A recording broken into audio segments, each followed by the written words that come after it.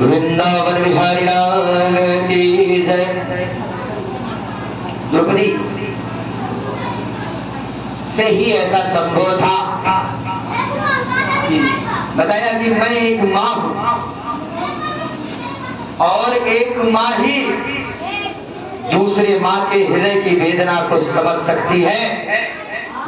इसने मेरे 5 पुत्रों को मारा, ठीक, लेकिन क्या इसको मारने से मेरे 5 पुत्र जीवित तो होंगे नहीं? हाँ, पुत्रों के वियोग में जो रुदन, जो करुणा, जो वेदना मेरे हृदय में सहा है ना, वही इसकी माँ, यह भी अपनी माता का इकलौता है और मेरी गुरु माता का पुत्री है।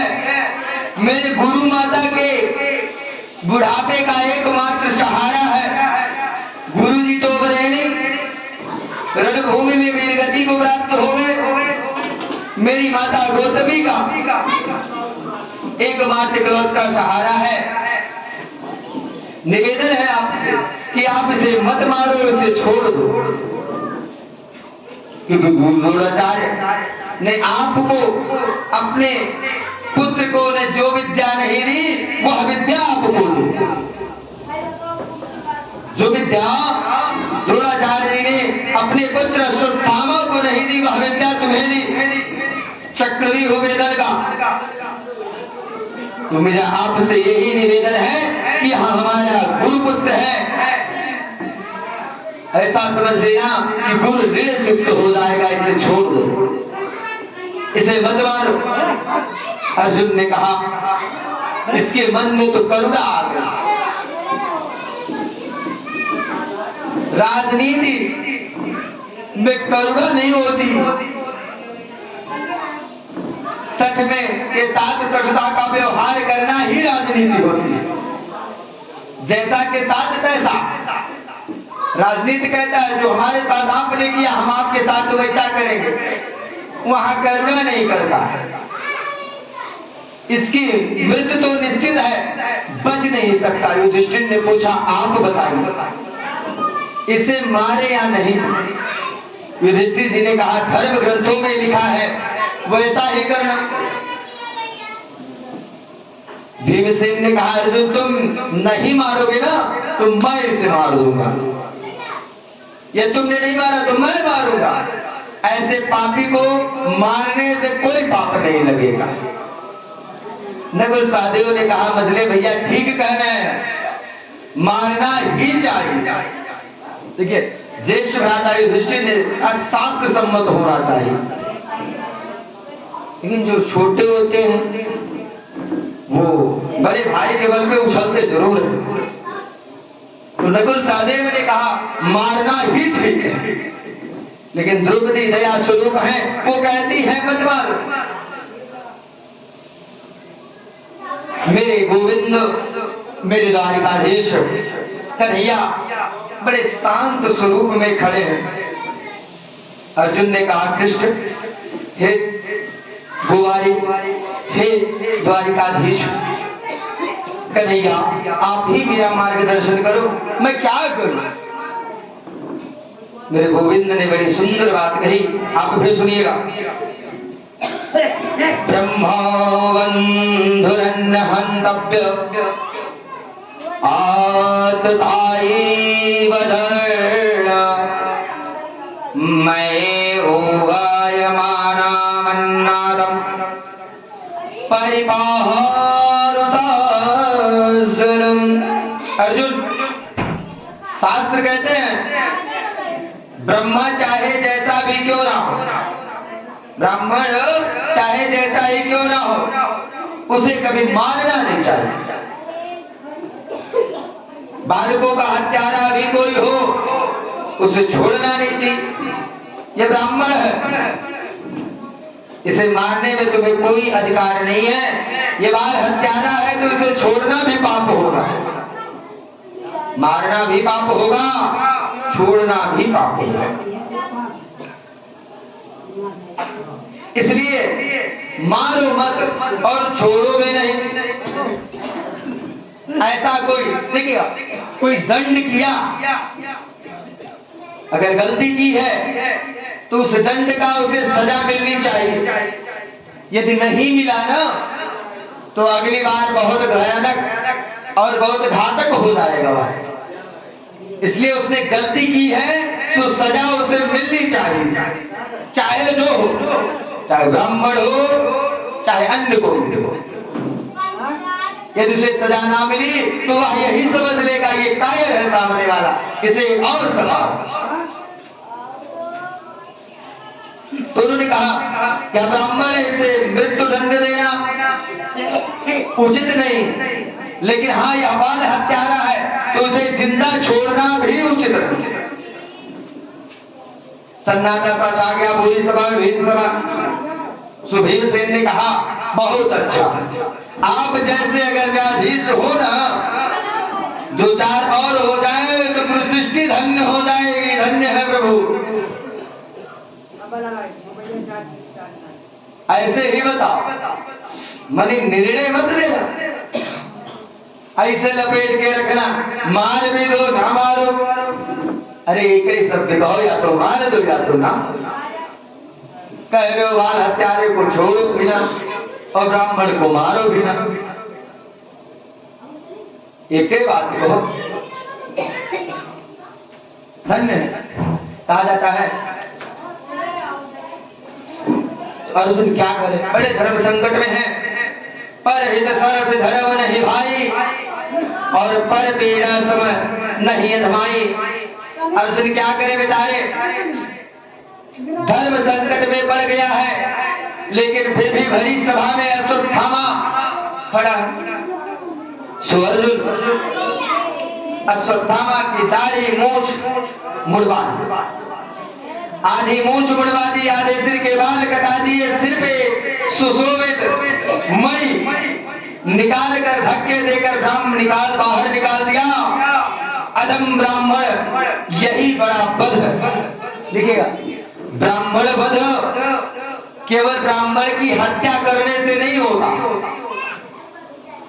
यदि जाते हुए ब्राह्मण को आपने गाली ही दे दी, उसका हत्या समझ लीजिए हो गया। ब्राह्मण को गाली देना भी ब्राह्मण की हत्या करने के समान होता है। और यहाँ तो गाली नहीं की है, महाअपमान की। आधे दाढ़ी, आधी मूंछ, आधा सिर मुड़वा करके, मुकुट निकाल करके अश्वत्थामा को बाहर निकाल दिया। अब इससे बड़ा अपमान क्या होगा। ब्राह्मण अपमानश्च ब्रह्म हत्याय च, ब्राह्मण का अपमान ही ब्राह्मण की हत्या समान होता है। अश्वत्थामा को तो अर्जुन शुक्रगुजार होना चाहिए, कम से कम मारने के बजाय केवल अपमानित करके छोड़ दिया, केवल दंडित किया। लेकिन जो स्वभाव से ही अधम हो वो क्या जाने, जिसकी सोच ही नीच हो वह दूसरों की पीड़ा का समझे। अश्वत्थामा पर ईर्ष्या आ गई, मन में बड़ा ही दुर्गुणता चढ़ गया। ईर्ष्या का मतलब उसके आंखों में फूट पड़े, पड़ोसी की दोनों फूटनी चाहिए। अपना अनहित करके, यदि अपना अनहित हो और पड़ोसी बढ़ता जाए, जो भाव प्रकट होता है पड़ोसी के मन में, वही भाव अश्वत्थामा के मन में है। किसने मुझे अपमानित करके राज सिंहासन पे बैठने लगा, ऐसा तो नहीं होने देंगे हम। किसको भी हम अपने बराबर ला के रहेंगे। हमारे समाज ज्यादातर पीछे इसी कारण है, सब दुखी है। दुख का एक ही कारण है, ईर्ष्या, लालसा। हाँ, लालसा तो कोई अच्छी बात है, आगे बढ़ने। ईर्ष्या अगर कोई आगे बढ़ रहा है तो उसे देखकर ईर्ष्या मत करो, उससे जलो मत। ईर्ष्या करोगे तो जो बढ़ रहा है भगवान की कृपा से दिन दूना रात चौगुना बढ़ेगा और आप उसी वियोग में दिन दूना रात चौगुना घटेंगे।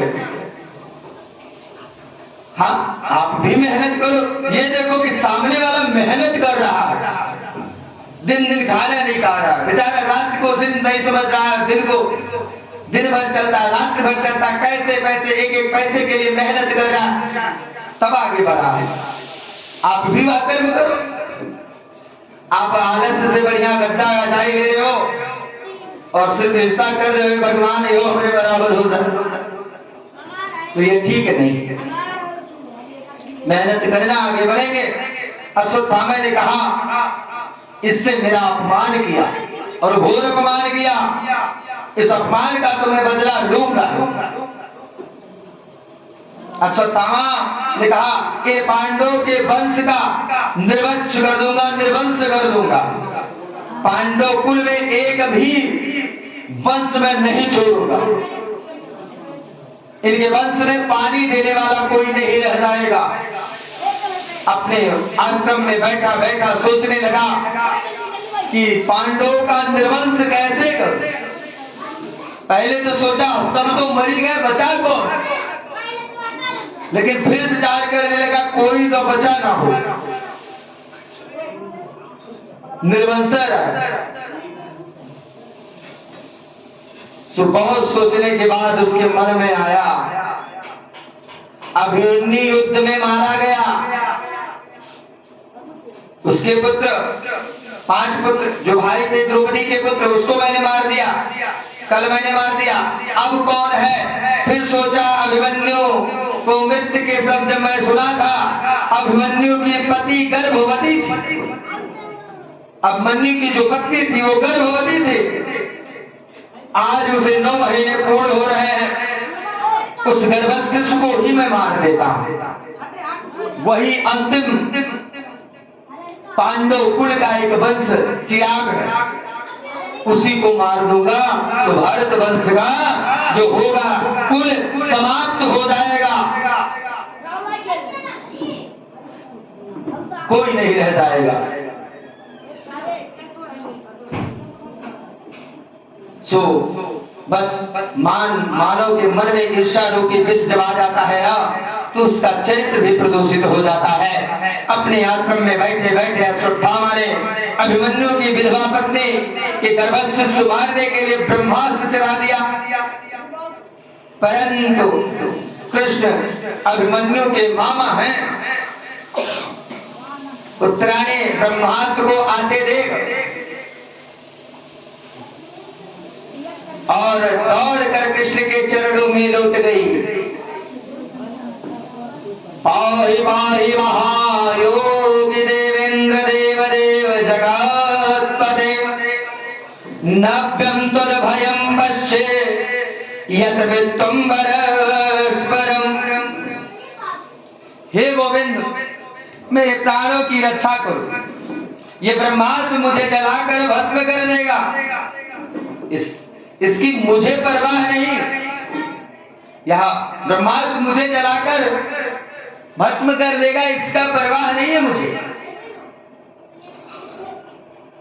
लेकिन मेरे गर्भस्थ शिशु को कैसे भी चाहो बचा लो, क्योंकि भारत वंश का आखिरी चिराग है, यहां नहीं रहा तो मेरा कुल निर्वंश हो जाएगा, इसको बचा लो, मेरी मृत्यु हो जाए मुझे गम नहीं।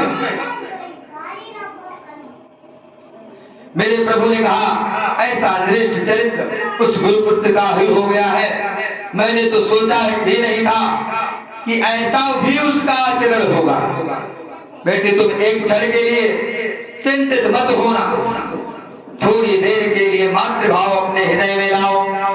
जैसे ही पुत्रा मन में मातृभाव आया, मेरे गोविंद ने सूक्ष्म रूप से पुत्रा के गर्भ में प्रवेश कर गए, 4 भुजाएं धारण कर ली मेरे प्रभु ने, और गदा को सुदर्शन चक्र इस तरह घुमाया, फिर गर्भस्थ शिशु के प्राण की रक्षा कर दी। मेरे गोविंद ने बोले गोविंद भगवान के, माँ के बिहारी लाल के।